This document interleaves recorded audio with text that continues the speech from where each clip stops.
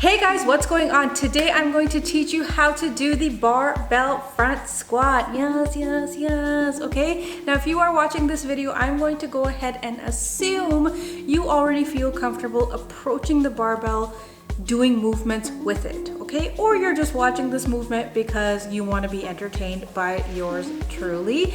However, if you are looking for assistance and you want to get stronger and you want to be able to work your way up to actually doing barbell movements, I heavily recommend that you check out my website, www.shiba.coach,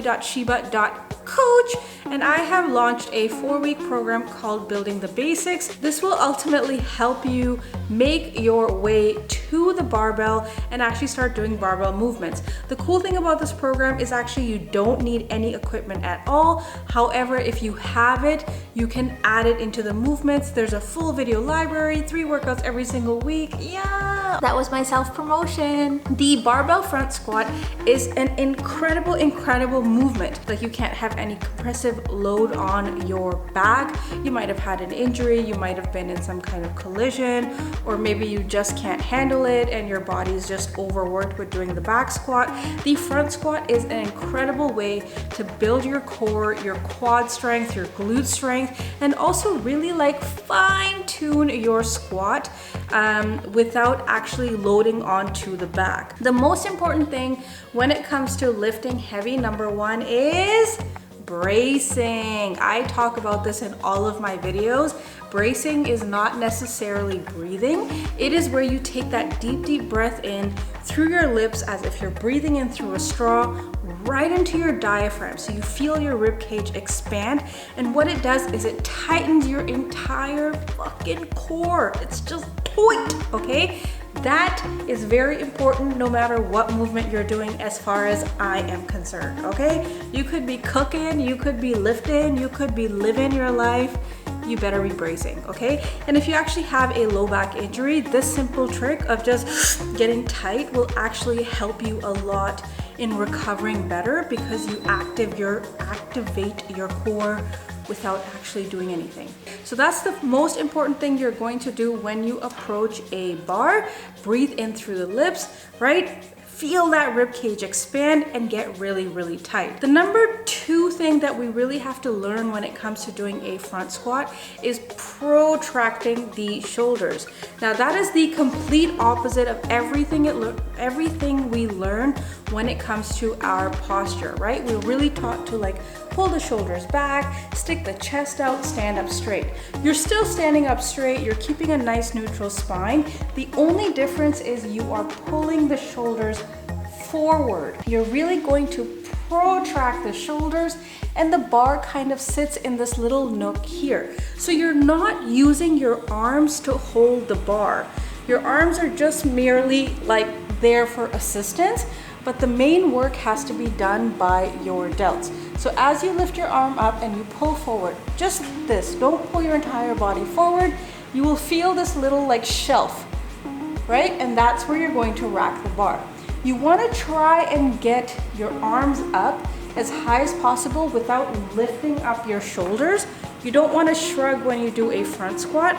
Protract the shoulders, make sure they are still depressed, okay? So they're still pulled down, you're nice and tight through the lats, and the bar is going to sit on your delts. Now there's various ways in which you can rack the bar for a front squat. Number 1 is just the simple way that I do it, where it's just literally the tips of your fingers on the bar.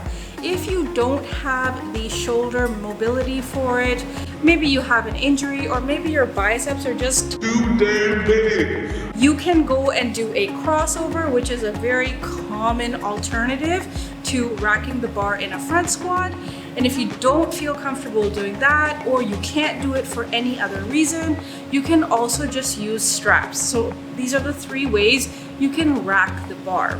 Once you have braced, you've racked the bar, then you are stepping away from the squat rack and you're going to descend into your squat.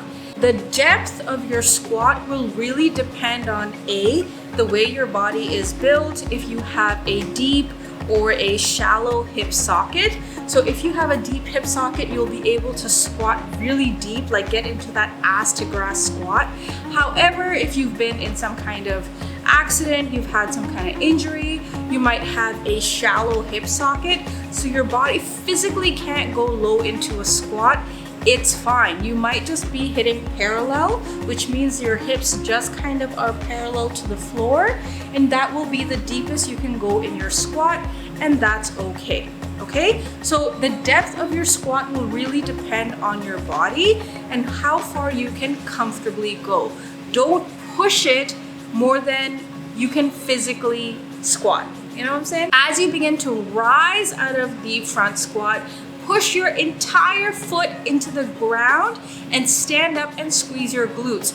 Now, what are the things you really want to avoid when it comes to doing a front squat? Number one, you don't brace.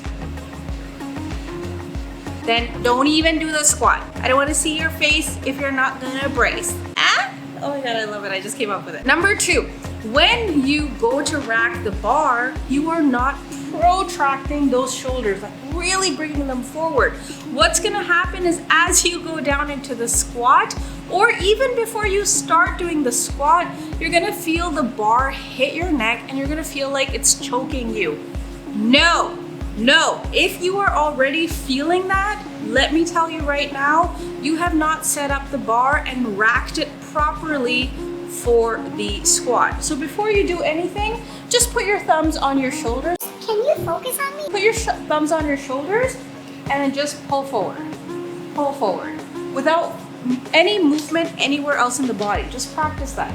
Pull forward. Pull forward. Okay? So that's a way that you can start practicing your protraction. Number two, let's say you go down in the squat and then your body starts to fall forward and you're just doing some kind of weird ass up, chest down squat. That is just because you are trying either to hold the bar with your hands and you're not letting the bar rack itself properly. It could be because you put too much weight on the bar too quickly and you haven't really gotten the movement down effectively, okay? Number three, it could just be like you did a heavy set or something like that. And then last but not least, you did not brace. Girl, I don't want to see your face. I love it. Okay. So how do we effectively? Yeah, okay. How do we fix that? Get a dowel, i.e. get a simple broomstick from anywhere in your house. Take the broom end off. You just need a big fucking piece of stick that weighs nothing. You're going to practice racking that bar on your arms and moving with it as I'm showing you now, okay? So your thumbs are gonna be pointed to the ceiling, your arms extended out, you're going to get into the squat stance, and I want you to be able to do 10 to 20 reps of full front squats without touching the dowel, without touching the bar, okay? And if the bar does not move at all, you are 100% ready to start doing the squat with the bar. That was really confusing. Do a good 3 to 4 sets of 10 to 15 repetitions with just this and use it as your warm-up before you get into a squat with the barbell, okay? Let's say you are doing a squat and then the bar falls. What do? Okay? Now this can sometimes happen, especially if people are maxing out. Sometimes it happens out of fear because people panic. Right now, because we can't see other people, you don't have a spotter, but I don't even know how you spot in a front squat. What you do is if you come down and you feel the bar going, you can't stand up and you're freaking out, this is what you do. You let the bar drop, so you drop the bar forward and you take your body backwards. Do not, under any circumstance, try and make an effort to get up or lift the bar, because you are either going to pull something, you are going to break something. It's not going to end well. Then you can obviously empty the bar and re-rack it onto the rack. Let's say you get into your front squat, you feel very comfortable with the bar, it's not hitting your neck, you don't feel like anything's gonna go wrong, the bar doesn't feel heavy. However, you notice when you go back and watch your video that your heels are lifting up off the ground. This can happen either because your levers are way too long, or you might not have the ankle mobility to get into a squat. So either you can wear a squat shoe or a lifting shoe. These are made by Reebok. I'm wearing Metcons by Nike. If you do not want to spend money on the shoe, which is like lifting shoes run between $100 to $200+, but the heel on this it's really, really stiff, and you don't want a cushioned heel. You could hit somebody with this, just beat them. You can just use a simple like 2.5 pound plate under each foot trick. However, this can be a little bit tricky because you want to place it exactly where your feet should go when you unrack the bar and stand back in a squat, and the tripping hazard is very high there. So if you don't feel comfortable doing something like that, then obviously the lifting shoe is good. The second alternative to that is just getting a plank of wood and placing that on the floor so it's nice and wide and it's spread out, and as soon as you kind of hit that, you raise your heels to land on that plank of wood, and you use that to help you do the squat.